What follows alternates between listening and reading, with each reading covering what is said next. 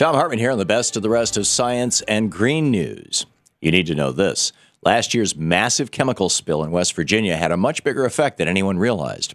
According to a new study by U.S. Geological Survey researchers, the 10,000 gallons of MCHM, chemical responsible for contaminating drinking water in West Virginia, actually traveled as far as Kentucky, Indiana, and Ohio.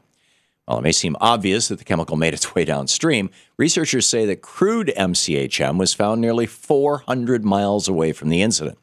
The USGS researchers explained that these findings are very important when it comes to spill response in the future and what role the U.S. government should play when contaminated water crosses state lines. In addition to proving the importance of oversight, the Freedom Industries spill showed how easily weak regulations on one chemical plant can threaten the lives of many Americans. We already know that inadequate safety precautions left 300,000 people without drinking water. Now we know that those weak standards impacted people hundreds of miles away as well. This massive spill is a prime example of why strong federal regulation and enforcement are important, why it takes a federal response to deal with an environmental disaster. Chemical leaks don't stop contaminating waterways at state borders, just like oil spills don't stop having an environmental impact at the state line. That's why we have to come together as a nation to prevent these disasters, to deal with the ones that occur, and to hold the perpetrators accountable. No state can deal with these issues alone. Perhaps someone should remind Republicans about this before they do away with all of our vital environmental regulation. We've already heard about roads that can create solar energy, and thanks to a new discovery, someday we may see roads that clean up pollution. Scientists have found a new type of asphalt that can actually capture and store carbon. And amazingly, it's affordable. These findings were published recently in the journal Applied Materials and Interfaces, and they could provide a way to clean harmful carbon out of our atmosphere. The material was discovered by scientists trying to find ways to keep carbon dioxide from natural gas wells out of our environment. They discovered an asphalt powder that can absorb carbon molecules at room temperature and hold 114% of its own weight in carbon.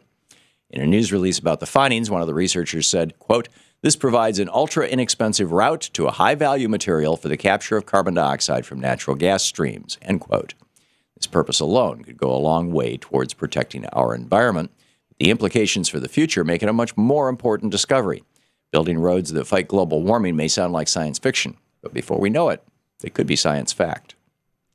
Despite many warnings about Roundup-resistant genetically modified crops, our government has just approved Monsanto's next generation of herbicide-tolerant GMOs.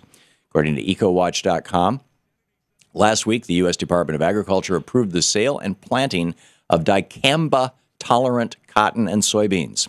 Cornell University study found that exposure to the herbicide dicamba can cause serious health issues like shortness of breath, muscle weakness, and changes in the human central nervous system. However, thanks to the USDA, we may soon be exposed to 88 times more dicamba on soybeans and 14 times more on cotton. And the latest genetic modification will likely mean a future of dicamba-resistant weeds, just like the weeds that have become resistant to Roundup. Does it really take a rocket scientist to see how this is going to end?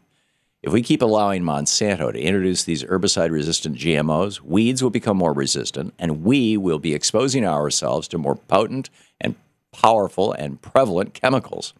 We have to stop this dangerous cycle before it's too late. If you find yourself posting lots of selfies on social media, science says you may be a narcissist. A recent study from The Ohio State University examined 800 men between the ages of 18 and 40.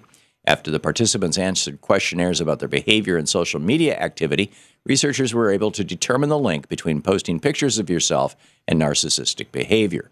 The lead author of the study, Jesse Fox, said, "It's not surprising that men who post a lot of selfies and spend more time editing them are narcissistic, but this is the first time it has actually been confirmed in a study. Posting the occasional self-portrait is normal, but posting a constant stream of selfies might be a sign of mental illness. Or it may just be a sign that some of us are spending way too much time with smartphones and computers."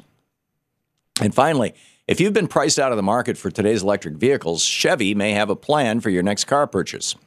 General Motors has released their new plan for the Bolt, which is their concept electric car designed for attainability, not exclusivity.